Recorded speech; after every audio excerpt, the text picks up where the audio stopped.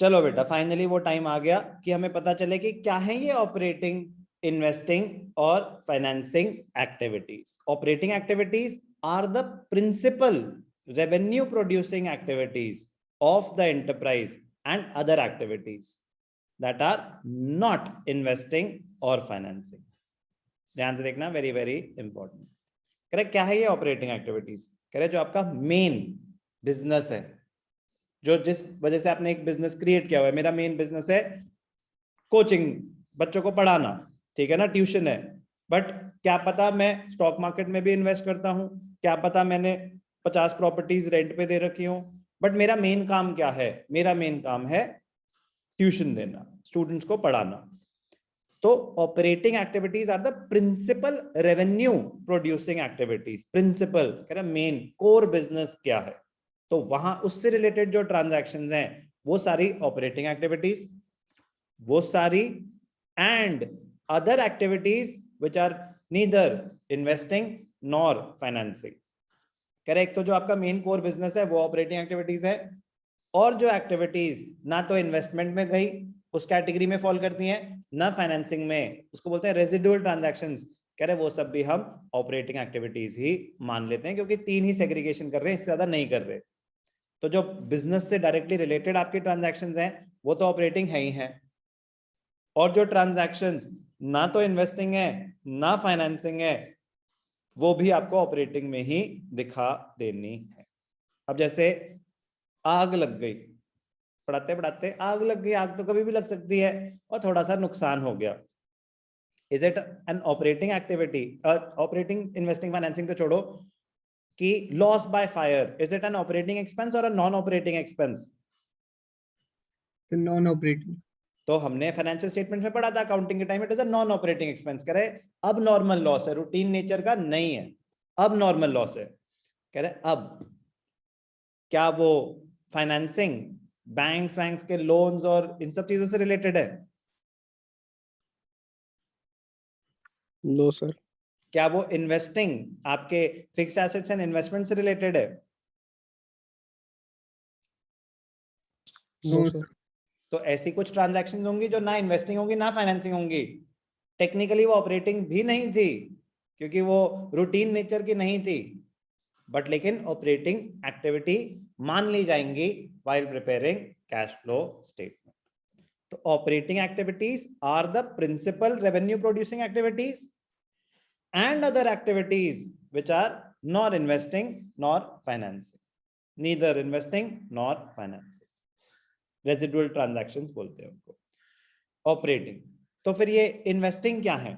Investing activities are the acquisition and disposal of long term assets and other investments not included in cash equivalents. Investing activities are the acquisition and disposal, खरीदना और बेचना, किसका? Long term assets, non current assets and investments. तो मैंने coaching centre के लिए furniture खरीदा, it is an investing activity. करे लेकिन ये तो आपके बिजनेस से रिलेटेड है। तो मैंने कहा ये कब बोला मैंने कि इन्वेस्टिंग एक्टिविटीज मेरे बिजनेस से रिलेटेड नहीं है? बिजनेस से रिलेटेड है, बट इन्वेस्टिंग कैटेगरी में आती है कि मुझे लॉन्ग टर्म बेनिफिट देंगे, ये मेरा इस साल का खर्चा नहीं मानना चाहिए मुझे। उसकी जो डेप्रिसिएशन होगी that is the expense of the current year, और वो नॉन कैश होता है तो उसका कैश फ्लो से लेना देना नहीं है, बट एडजस्टमेंट्स तो आएंगी ना, वो तो अभी हम देखेंगे। But the point is investing activities में क्या जाता है? Purchase and sale, acquisition and disposal of long term assets, मतलब non current assets, fixed assets and investments. तो फिक्स्ड एसेट्स और इन्वेस्टमेंट से रिलेटेड ट्रांजैक्शन इन्वेस्टिंग एक्टिविटी में आ जाएंगे। फाइनेंसिंग एक्टिविटी, फाइनेंस रेज करना है, बिजनेस करना है। Financing activities are the activities that result in change in the size and composition of owner's capital and borrowings of the enterprise। वो सारी transactions जो ओनर्स कैपिटल और बोरोइंग्स को affect करे, मतलब शेयर्स इशू करे, पैसा रेज करा, शेयर्स रिडीम करे, बाय बैक करे, preference shares are redeemable, equity shares are irredeemable but you can buy back, inflows and outflows relating to shares and other liabilities, borrowings, long term और short term. मैंने bank से loan borrow करा, पैसा आया, inflow of cash, but operating activity नहीं, investing activity नहीं, financing activity. मैंने इस लोन पे इंटरेस्ट पे किया, फाइनेंस कॉस्ट होती है वो, statement of profit and loss में भी फाइनेंस कॉस्ट में जाती है। ऑपरेटिंग एक्टिविटी नहीं, इन्वेस्टिंग एक्टिविटी नहीं, फाइनेंसिंग एक्टिविटी। अब जब आप पढ़ोगे तो बचपन में जब हमने format of statement of profit and loss करा था, रेशियोज में जब हमने ऑपरेटिंग रेशियो कैलकुलेट किया था, तब भी मैंने आपको बताया था कि interest on borrowing operating expense नहीं माना जाता। बट बी केयरफुल, जो रेजिडुअल ट्रांजैक्शंस हैं कि वो नॉन ऑपरेटिंग तो हैं, जैसे मैंने आपको एग्जांपल दिया अब नॉर्मल लॉसेस का, वो नॉन ऑपरेटिंग तो हैं, बट ना तो वो इन्वेस्टिंग है ना फाइनेंसिंग है, इसीलिए while preparing cash flow statement उनको ऑपरेटिंग एक्टिविटीज में दिखा दिया जाता है। तो चलो बेटा एक बारी समराइज करते हैं कि क्या है ये ऑपरेटिंग, इन्वेस्टिंग और फाइनेंसिंग एक्टिविटीज। जितना भी हमने सुना उसके बेसिस पे ध्यान से देखना। एक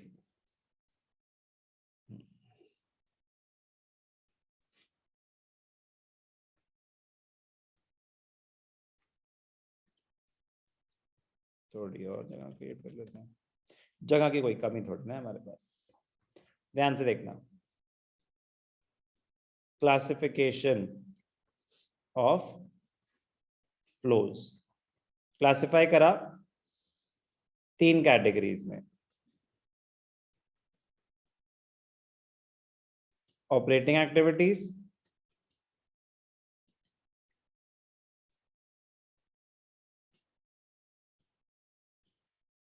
इन्वेस्टिंग एक्टिविटीज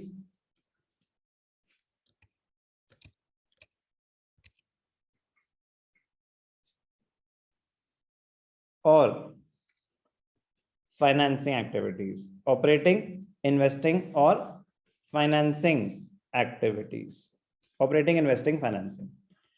ऑपरेटिंग एक्टिविटीज क्या है? Operating activities principal revenue producing activities. तो कीवर्ड्स की बात करते हैं,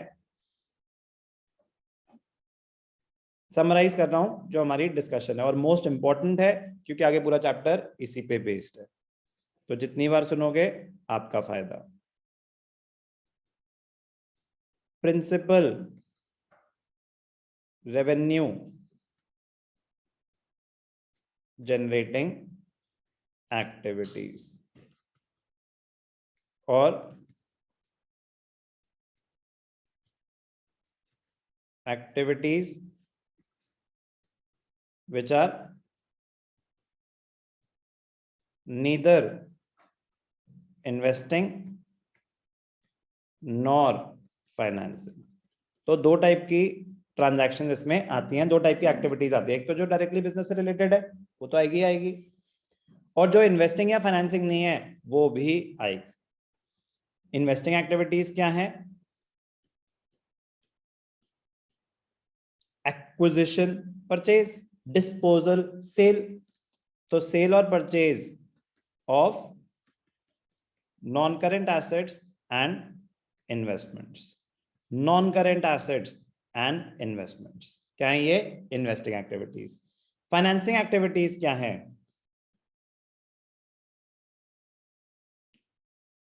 relating to various sources of finance, sources of finance. तो क्या आ जाएगा? Equity and borrowings.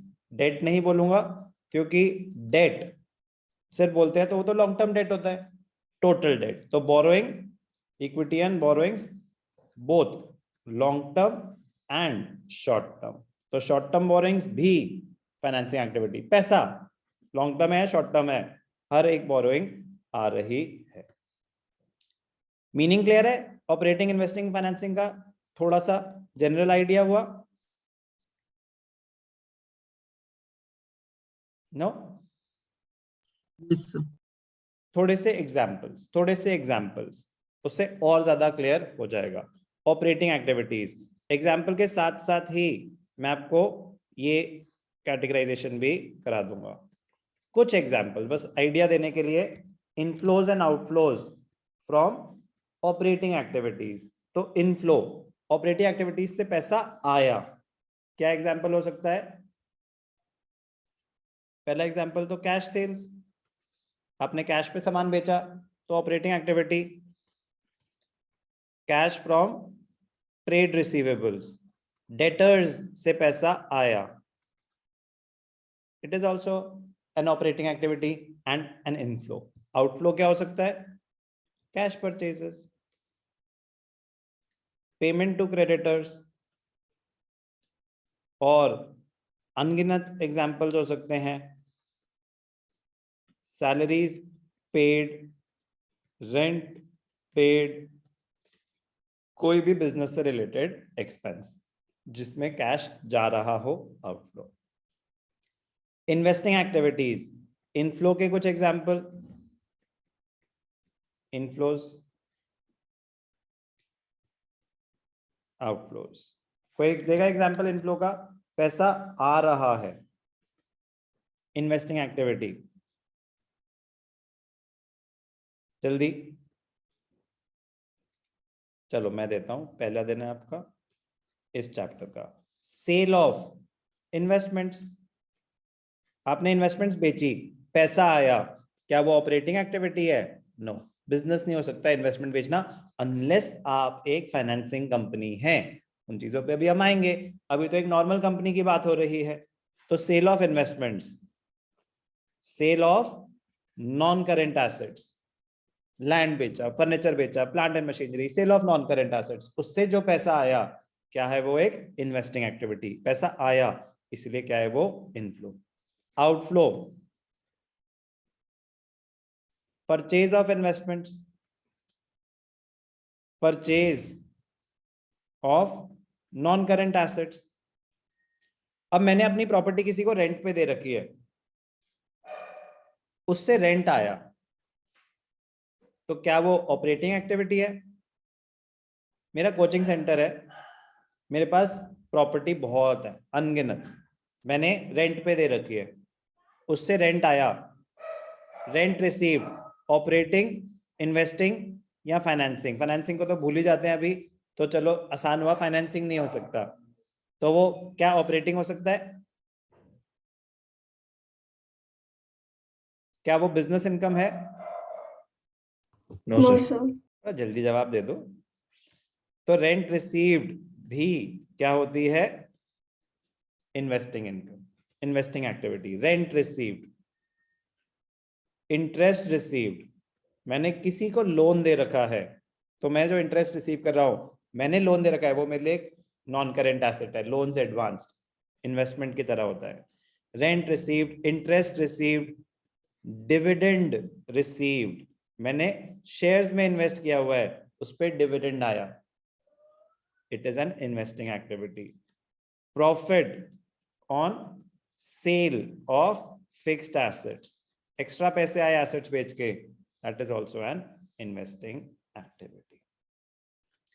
तो कुछ भी करने से पहले कैश फ्लो स्टेटमेंट में हमें ये समझ आना चाहिए कि ऑपरेटिंग एक्टिविटी क्या है, इन्वेस्टिंग क्या है, और फाइनेंसिंग क्या है। फाइनेंसिंग को क्लोज करेंगे, activities relating to various sources of finance. Business चलाने के लिए आप पैसा कहां कहां से रेज कर रहे हैं, इसमें दो चीजें कवर हो रही हैं, इक्विटी एंड बोरोइंग्स। तो colour changes to blue, purple blue मजा नहीं आएगा, ऑरेंज। तो इनफ्लोज कलर इसलिए चेंज कर रहा हूं कि बेटा जब मैं स्लाइड भेजूं तो 1% भी मर्ज ना हो जाए वो दो, कि आप साथ साथ है ना, कोई कंफ्यूजन ही ना हो। Inflows and outflows relating to financing activities. Inflows, पैसा आ रहा है, तो issue of shares, obviously for cash. Issue of debentures, issue of debentures, आपने शेयर्स इशू करे या डिबेंचर्स इशू करे, ऐसा आया। Bank loans, both long term and short term. तो ये सब क्या है? Inflows of financing activities. Outflow shares के लिए टर्म यूज करी जाती है buy back of shares. Preference shares redeemable होते हैं, बाकी सारे इरिडीमेबल होते हैं, तो उनको बाय बैक कर सकते हो आप। रिडेम्पशन होती है उनकी वाइंडिंग अप के time. Debentures, yes, redemption. Term जो मर्जी यूज करो, पैसा तो बिजनेस से जा रहा है, तो redemption of debentures is an outflow. Bank loans, तो रीपेमेंट ऑफ लोन्स, अब वो लॉन्ग टर्म हो या शॉर्ट टर्म हो, आउटफ्लो ऑफ फाइनेंसिंग एक्टिविटी। और interest on loans, interest on loans and borrowings. तो जो आप इंटरेस्ट पे करते हो, it is not considered as an operating expense, वो एक फाइनेंसिंग एक्टिविटी माना जाता है। Interest on loans and borrowings. Dividend paid, dividend paid, company ने शेयर्स इश्यू करे थे, कंपनी ने पैसा रेज किया था, तो उसको शेयर होल्डर्स को डिविडेंड देना पड़ेगा, उनके लिए तो एक कॉस्ट है। बट क्या ये ऑपरेटिंग एक्सपेंस है? नो। तो dividend paid is a financing activity और आउटफ्लो में आता है।